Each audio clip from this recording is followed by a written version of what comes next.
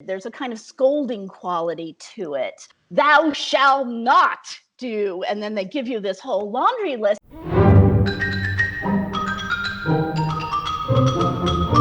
It's so fun to see you again. So good to see you too, Liz. I'm excited to watch harassment trainings with you. I can't think of anybody I'd rather watch harassment trainings with. So you've written about harassment trainings in your research.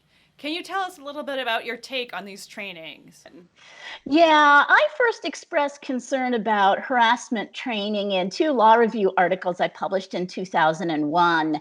And my concern at the time was that employers were just checking boxes and going through the motions. They really weren't concerned about outcomes. They were concerned about litigation prevention. What was it that gave you the idea of researching harassment trainings? I used to represent employers before I became an academic, and I used to do sexual harassment training. And I always found that the participants, at least back in the 90s when I was doing the training, never took it too seriously, or at least those trainings that I did of supervisors where there weren't any women present. I was the lone woman trainer in a room full of men who thought it was adorable that I was giving them this training. But beginning in 1998 and 1999, there were 3 Supreme Court cases, one dealing with punitive damages and 2 dealing with what employers have to do to avoid vicarious liability for hostile environment training, that caught my attention because it seemed like the Supreme Court was embracing everyday practices of the human resource profession and making them doctrinally relevant. And so that's when I began looking into training protocols, what employers were doing, and how courts, in fact, were just embracing what was already being done and just assuming that, in fact, if you train them, they won't harass. Should we watch some? I would love to. Okay, let's watch an old one. I love this one. This one is actually one of the early ones I could find in our library. It's from 1981. I'm not really even sure that it is a training exactly, but it has many of the features of what would eventually become the genre of harassment training. And this one's called Power Pinch. Can I buy you a cup of coffee? Yeah, sure. Some of the girls in this office wouldn't even let you open a door for them, much less buy them a cup of coffee. I'm glad to see you're not one of those libbers. I am. That's a very strange clip. I mean, a lot of the action is taking place in the heads of 2 people who are acting. That portion of the clip didn't make me feel like the victim had any agency at all. And I often wonder in these vignettes, what would it be like if the victim actually got the perpetrator to apologize or realize they were doing something wrong? And you don't often see that. I don't think I've seen that either, actually.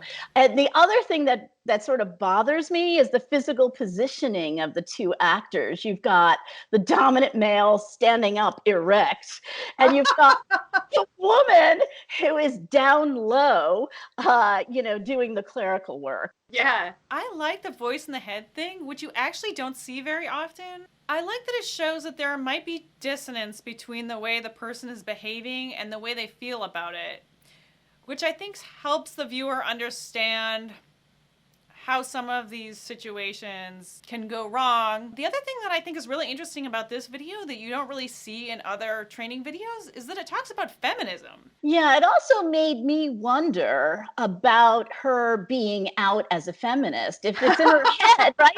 And then I started thinking, what are the sanctions involved for actually saying, I actually believe in equality?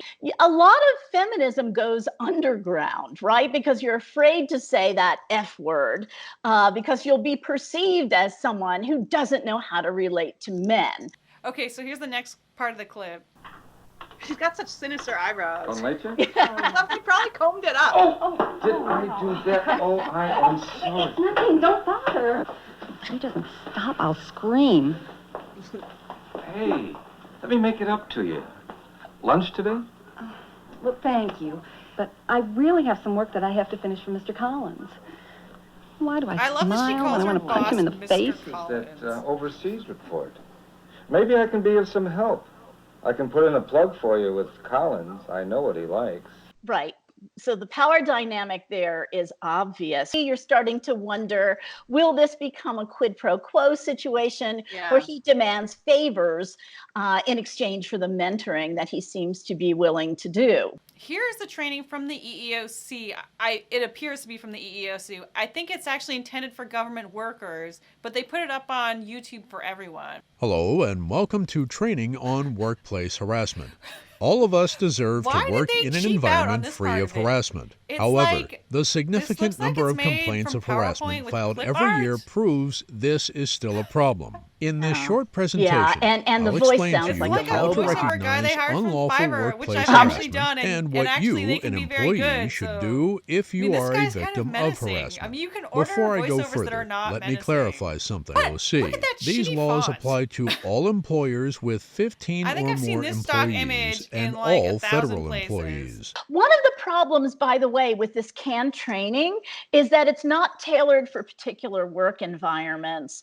So in California, every 2 years, supervisors have to be trained. And I happened to be away at a conference when we did our biennial training at my law school. And so they gave me a commercial program that I had to watch for my training. Me too. The scenario was a series of vignettes that took place in a diner involving shorter order cooks, a maitre d', a I've seen that one. waitress. Okay, so here's a vignette from the EEOC video. It's drawn from actual cases.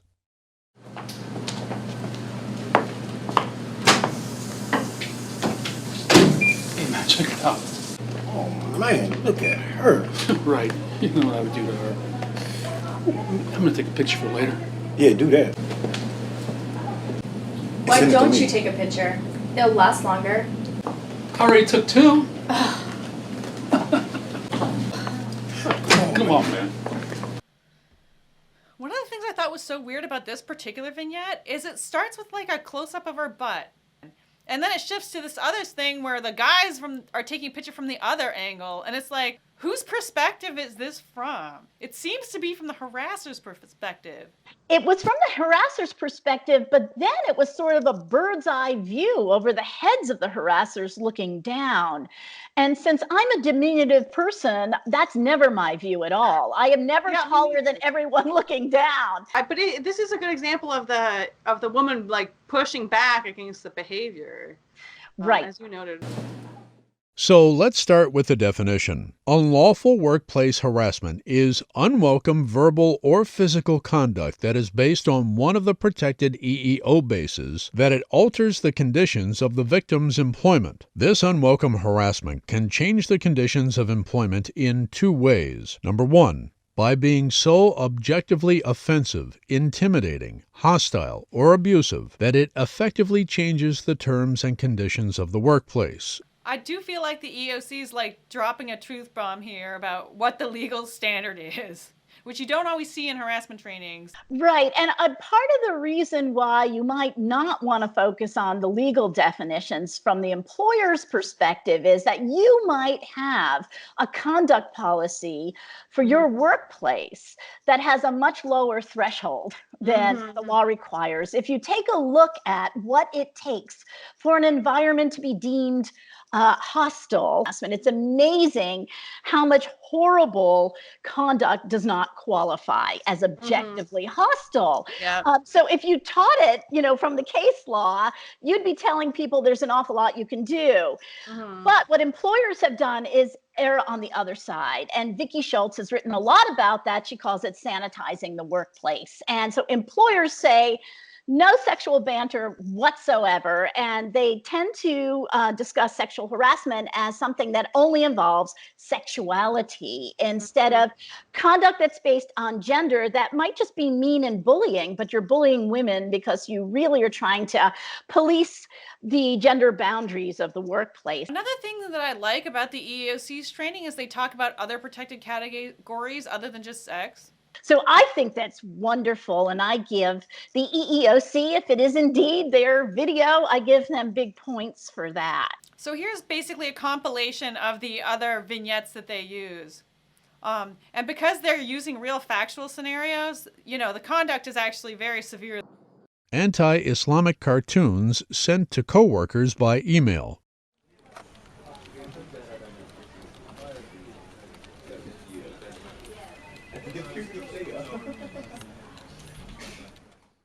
Racial slurs painted on a wall or victim's car.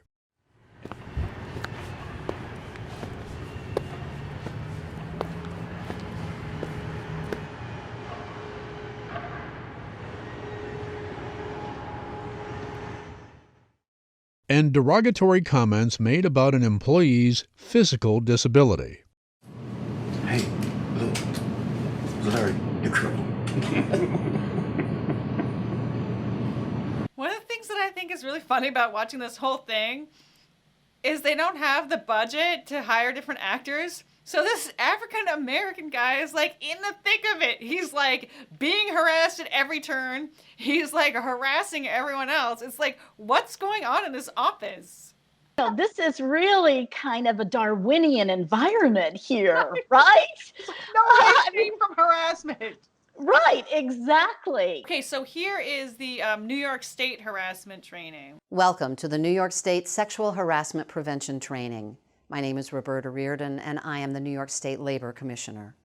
In recent years, the topic of sexual harassment in the workplace has been brought into the national spotlight, bringing with it renewed awareness about the serious and unacceptable nature of these actions and the severe consequences that follow. The term sexual harassment may mean different things to different people, depending on your life experience. New York now has mandatory harassment training, and they want to make these free training protocols available to the public. A few minutes in, you're already feeling bored. We're 39 seconds in, and I'm already like, oh, this is 19 minutes. So I appreciate that they did it. But like a talking head, this is what you're going to get for 19 minutes? Right. There's a kind of scolding quality to it. Thou shalt not do. And then they give you this whole laundry list, and you think, oh my gosh, I've got to watch every gesture and every word. And it's just not a very helpful approach, but it seems to be a very common approach nonetheless. Here's part 2, which is another 19 minutes. Paul talks about what he did last night, which was to go to a strip club. It's PowerPoint. Yes, 20 it minutes is. with text and just PowerPoint. And there's no clip art. At this point, I'd be grateful for the clip art. Yes.